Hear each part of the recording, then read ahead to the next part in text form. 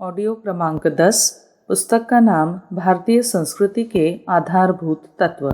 लेखक पंडित श्रीराम शर्मा आचार्य। ईश्वर है या नहीं। नास्तिकवाद का कथन यह है कि इस संसार में ईश्वर नाम की कोई वस्तु नहीं, क्योंकि उसका अस्तित्व प्रत्यक्ष उपकरणों से सिद्ध नहीं होता।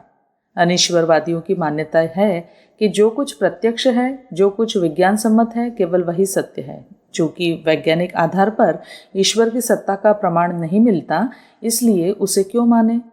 इस प्रतिपादन पर विचार करते हुए हमें यह सोचना होगा कि अब तक जितना वैज्ञानिक विकास हुआ है, क्या वह पूर्ण है? क्या उसने सृष्टि के समस्त रहस्यों का पता लगा लिया है? यदि विज्ञान को पूर्णता प्राप्त हो गई होती तो शोध कार्यों में दिन रात माथापच्ची करने की वैज्ञानिकों को क्या आवश्यकता रह गई होती।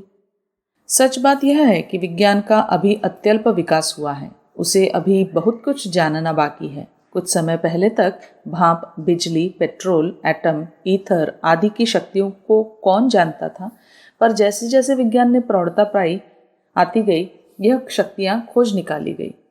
यही जड़ जगत की खोज है। चेतन जगत संबंधी खोज तो अभी प्रारंभिक अवस्था में ही है। बाह्य मन और अंतर्मन की गतिविधियों को शोध से ही आगे बढ़ सकना संभव नहीं है। यदि हम अधीर न हो तो आगे चलकर जब चेतन जगत के मूल तत्वों पर विचार कर सकने की क्षमता मिलेगी, तो आत्मा और परमात्मा का अस्तित्व भी प्रामाणिक होगा। ईश्वर अप्रामाणिक नहीं है। हमारे साधन ही स्वल्प हैं, जिनके आधार पर अभी तक उस तत्व का प्रत्यक्षीकरण संभव नहीं हो पा रहा है। 50 वर्ष पूर्व जब साम्यवादी विचारधारा का जन्म हुआ था, तब वैज्ञानिक विकास बहुत स्वल्प मात्रा में हो पाया था। उन दिनों सृष्टि के अंतराल में काम करने वाली चेतन सत्ता का प्रमाण पा सकना अविकसित विज्ञान के लिए कठिन था। पर अब तो बादल बहुत कुछ साफ हो गए हैं। वैज्ञानिक प्रगति के साथ साथ मनुष्यों के लिए चेतन सत्ता का प्रतिपादन कुछ कठिन नहीं रहा था। आधुनिक विज्ञानवेत्ता ऐसी संभावना प्रकट करने लगे हैं कि निकट भविष्य में ईश्वर का अस्तित्व वैज्ञानिक आधार पर भी प्रामाणिक हो सकेगा। जो आधार विज्ञान को अभी प्राप्त हो सके हैं, वे अपनी अपूर्णता के कारण आज ईश्वर का प्रतिपादन कर सकने में समर्थ भले ही न हो, पर उनकी संभावना से इनकार कर सकना उनके लिए भी शक्य नहीं है। सुप्रसिद्ध वैज्ञानिक रिचर्डन ने लिखा है, विश्व की अगणित समस्याओं तथा मानव की मानसिक प्रतिक्रियाएं वैज्ञानिक साधनों, गणित तथा यंत्रों के आधार पर हल नहीं होती। भौतिक विज्ञान से बाहर भी एक अत्यंत विशाल दुरूह अज्ञात क्षेत्र रह जाता है, जिसे खोजने के लिए कोई दूसरा साधन प्रयुक्त करना पड़ेगा, भले ही उसे आध्यात्म कहा जाए या कुछ और। वैज्ञानिक मैकब्राइट का कथन है, इस विश्व के परोक्ष में किसी ऐसी सत्ता के होने की पूरी संभावना है जो ज्ञान और इच्छायुक्त हो। विज्ञान की वर्तमान इस मान्यता का बदलने के लिए हमें जल्दी ही बाध्य होना पड़ेगा कि विश्व की गतिविधि अनियंत्रित और अनिश्चित रूप से स्वयमेव चल रही है।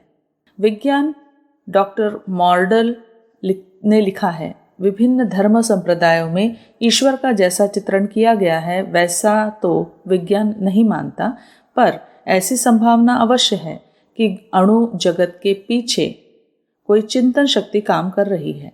अणुशक्ति उसे चलाने वाली एक प्रेरणा शक्ति का अस्तित्व प्रतीत होता है। इस संभावना के सत्य सिद्ध होने से ईश्वर का अस्तित्व भी प्रमाणित हो सकता है। विख्यात विज्ञानी इंगोल्ड का कथन है कि जो चेतना इस सृष्टि में काम कर रही है, उसका वास्तविक स्वरूप समझने में अभी हम असमर्थ हैं। इस संबंध में हमारी वर्तमान मान्यताएं अधूरी, अप्रामाणिक और असंतोषजनक हैं। अचेतन अणुओं के अमुक प्रकार मिश्रण से चेतन प्राणियों के काम करने वाली चेतना उत्पन्न हो जाती है, यह मान्यता संदेहास्पद ही रहेगी। विज्ञान अब धीरे धीरे ईश्वर की सत्ता स्वीकार करने की स्थिति में पहुंचता जा रहा है। जॉन अर्टुअल मिल का कथन सच्चाई के बहुत निकट है कि विश्व की रचना में प्रयुक्त हुई नियमबद्धता और बुद्धिमत्ता को देखते हुए ईश्वर की सत्ता स्वीकार की जा सकती है। कॉन्ट, मिल, हेल्स, होल्टज, लॉग, हक्सले, कम्टे आदि वैज्ञानिकों ने ईश्वर की असिद्धि के बारे में जो कुछ लिखा है वह बहुत पुराना हो गया।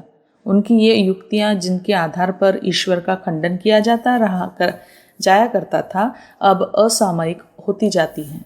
डॉक्टर पिल्टन ने अपनी पुस्तक थीइज्म में इन युक्तियों का वैज्ञानिक दृष्टिकोण में ही खंडन करके रख दिया है। भौतिक विज्ञान का विकास आज आशाजनक मात्रा में हो चुका है। यदि विज्ञान की यह मान्यता सत्य होती है कि अमुक प्रकार के अणुओं के अमुक मात्रा में मिलने से चेतना उत्पन्न होती है, तो उसे प्रयोगशालाओं में प्रमाणित किया गया होता। कोई कृत्रिम चेतन प्राणी अवश्य पैदा कर लिया गया होता अथवा मृत शरीरों को जीवित कर लिया गया होता। यदि वस्तुतः अणुओं के सम्मिश्रण पर ही चेतना का आधार रहा होता तो मृत्यु पर नियंत्रण करना मनुष्य के वश से बाहर की बात न होती। शरीरों में अमुक प्रकार के अणुओं को प्रवेश कर देना तो विज्ञान के लिए कोई बड़ी बात नहीं है। यदि नया शरीर न बन सके तो जीवित शरीरों को मरने से बचा सकना तो अणु विशेषज्ञों के लिए सरल होना ही चाहिए था।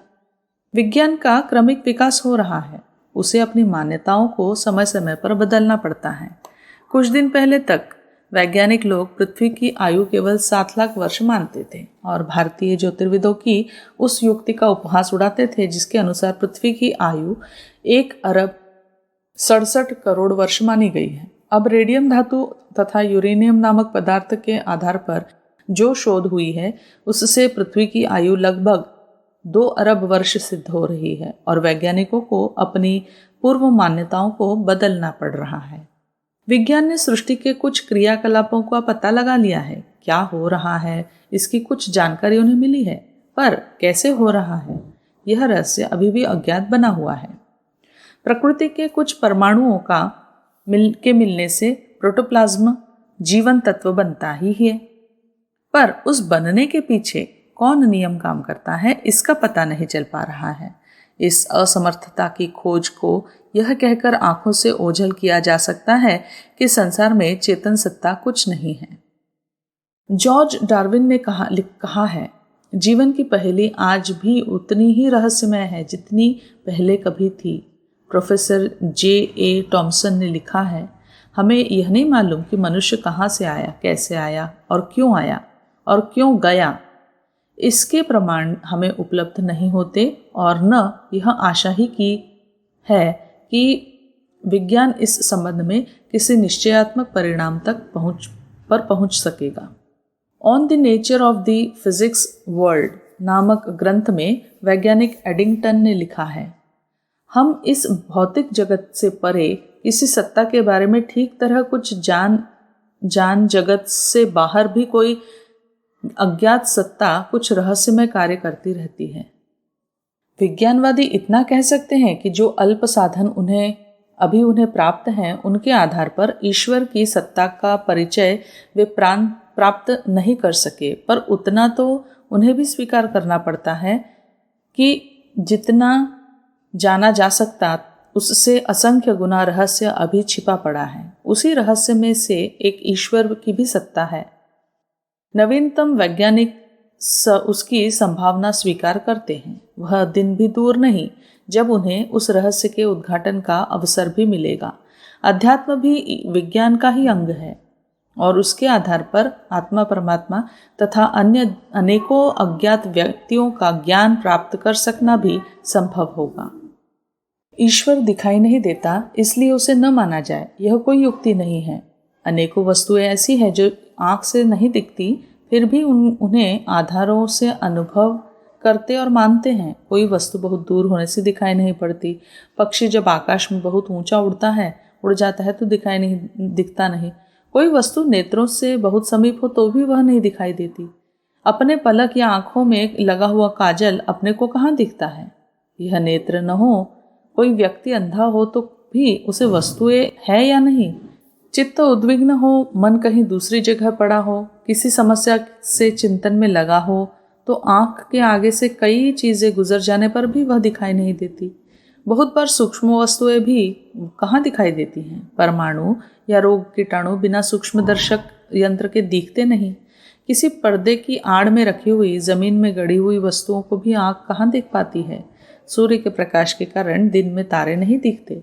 पानी में नमक घुल जाता है तो फिर नमक दिखता नहीं, फिर भी पानी में उसका अस्तित्व तो रहता ही है। दूध में यद्यपि मक्खन की सत्ता होती है परंतु वह दिखाई नहीं पड़ता। जल में नमक घुल जाता है तो दिखलाई नहीं पड़ता, परंतु जल में उसका अस्तित्व नहीं है ऐसा नहीं कहा जा सकता। मित्र के घर जाने पर यदि वह मित्र नहीं मिलता तो हम उसका अभाव नहीं मानते। इसी प्रकार वस्तु के प्रत्यक्षतः प्राप्त न होने से ही उसका सर्वथा अभाव नहीं मानना चाहिए। ईश्वर के अस्तित्व से केवल इसलिए मना करना कि वह प्रत्यक्ष प्रमाण तथा आज के अविकसित विज्ञान के आधार पर सिद्ध नहीं होता कोई महत्वपूर्ण कारण नहीं है। मानव जीवन से संबंधित अनेकों प्रश्नों का उत्तर पदार्थ विज्ञान से नहीं अपितु उस अध्यात्म विज्ञान से सुलझता है जिसे आज हम पदार्थवादी बनकर विस्मृत करते जा रहे हैं। ईश्वर का अस्तित्व भी आध्यात्म विज्ञान से ही सिद्ध होता है। तपःपूत ऋषिजन अपनी दिव्य दृष्टि से उस दिव्य तत्व की अनुभूति करते हैं। इस नाना नाम रूपांतर सृष्टि को बनाने वाला परमपिता परमेश्वर है। बिना कर्ता के क्रिया हो ही नहीं सकती। रंग ब्रश आदि सभी उपकरण उपस्थित रहने पर भी क्या बिना चित्रकार के चित्र बनेगा? सृष्टि के जड़ पदार्थों में चेतना करने वाला तथा कोटि कोटि जीवों को बनाने वाला यह सर्वव्यापक सर्वज्ञ सर्वशक्तिशाली कारीगरी ही है। सारी सृष्टि सारी प्रकृति उससे व्याप्त है। प्राणियों की चेतना उस विशाल चेतना का ही अंश है। विश्व की सुंदरता और सौम्यता उसकी ही सुंदरता और सौम्यता है। सृष्टि के कण कण में वह किसी न किसी रूप में विद्यमान है। जिस प्रकार रजकण और पृथ्वी में कोई विभेद नहीं होता वह उसका ही अंश होता है, उसी प्रकार आत्मा और परमात्मा में भी कोई अंतर नहीं। आत्मा परमात्मा का ही अंश है, परंतु जिस प्रकार बादल दल से सूर्य का प्रकाश पर अप्रतिहत हो जाता है, उसी प्रकार अज्ञान से अप्रतिहत होने के कारण हम आत्म तत्व को अपने आप को भूल जाते हैं और लक्ष्य विमुख होकर भटकते रहते हैं। संसार में हम देखते हैं कि कोई प्राणी तो स्वर्गोपम जीवन व्यतीत करता है, परंतु कोई नारकीय यंत्रणाओं में फंसा तिलमिलाता है। सुख प्राप्ति की प्राणी मात्र की स्वाभाविक इच्छा होती है, परंतु ईश्वर ही उसे दुख भोगने को विवश करता है। समाज की आंखों में पुलिस की आंखों में धूल झोंकी जा सकती है, परंतु उस घटघटवासी परमेश्वर की दृष्टि से हमारा कोई कार्य छिप नहीं सकता। हमारे कर्मों का अच्छा या बुरा फल वह हमें असंभाव्य रूप से देता है। कर्मफल के आधार पर भी ईश्वर की सत्ता सिद्ध होती है। तपोनिष्ठ आर्य मुनियों ने मानव जीवन में अस्तिकता को जो महत्वपूर्ण स्थान दिया है वह उनकी दूरदर्शिता का परिचायक है। उनकी सूक्ष्म ग्राहिणी बुद्धि ने यह अनुमान लगा लिया था कि मनुष्य एक दिन अपनी बुद्धि एवं प्रकृति का दुरुपयोग कर कुमार्गगामी बन सकता है तथा शांति एवं सुव्यवस्था के लिए खतरा बन सकता है। इस पथ भ्रष्टता से बचाने के लिए ही उन्होंने आस्तिकता को जीवन का प्रथम आधार बनाया। ईश्वर सर्वत्र व्याप्त है, उसकी दृष्टि से हमारा कोई भी कार्य छिप नहीं सकता। उसकी न्याय व्यवस्था हर किसी के लिए समान है। ये मान्यताएं पापों से बचाती है तथा सदाचार और सत्प्रवृत्तियों के अभिवर्धन में सहायक बनती हैं। ईश्वरीय नियमों में विश्वास रखकर ही अब तक की मानव जाति की प्रगति संभव हुई है।